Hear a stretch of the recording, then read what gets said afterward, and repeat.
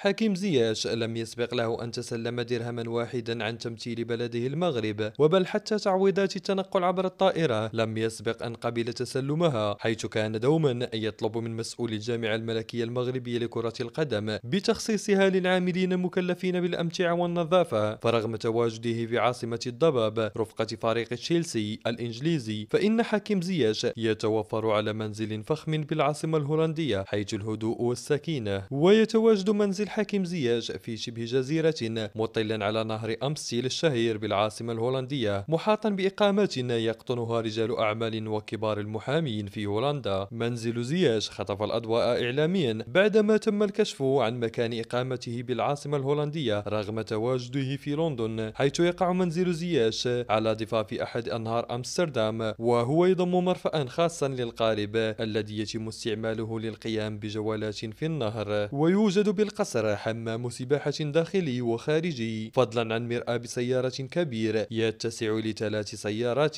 والقصر به أيضا حديقة شاسعة للغاية تسمح للاعب بالتدرب فيها كلما سمحت له الظروف بذلك.